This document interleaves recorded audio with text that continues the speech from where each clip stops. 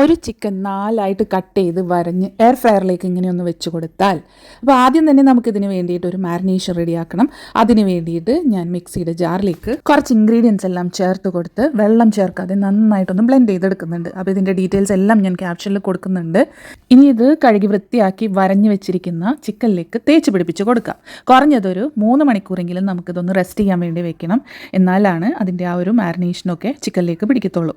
ഇനി ഇത് 3 മണിക്കൂറിന് ശേഷം ഞാനിത് എയർ ഫ്രയറിലേക്ക് വെച്ച് കൊടുക്കുന്നുണ്ട്. ഒരു പേപ്പർ ട്രേ പാഷ്മെൻറ്റ് ലൈനർ ഇട്ട് കൊടുക്കുന്നുണ്ട്. അതിലേക്ക് ഈ 4 പീസും ഞാൻ വെച്ച് കൊടുക്കുന്നുണ്ട്. ഇനി അത് ടൈം സെറ്റ് ചെയ്യുന്നത് ചിക്കൻ്റെ സെറ്റിങ്സായ 180-ൽ 27 മിനിറ്റ്സ് ആണ്. പകുതി സമയം കഴിയുന്ന സമയത്ത് അത് മറിച്ചിട്ട് കൊടുത്തതിന് ശേഷം അതിൻ്റെ മുകളിലായിട്ട് ബട്ടർ കുറച്ച് തൂക്കി കൊടുക്കുന്നുണ്ട്. നിങ്ങൾക്ക് വേണമെന്നുണ്ടെങ്കിൽ ഓയിലൊന്ന് ബ്രഷ് ചെയ്ത് കൊടുത്താൽ മതി.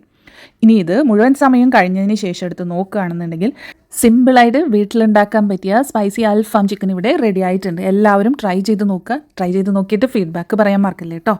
ഇതുപോലുള്ള സിമ്പിളായിട്ടുള്ള എയർ ഫ്രയർ റെസിപ്പീസിന് വേണ്ടിയിട്ട് പേജ് ഫോളോ ചെയ്ത് വയ്ക്കാൻ മറക്കല്ലേ.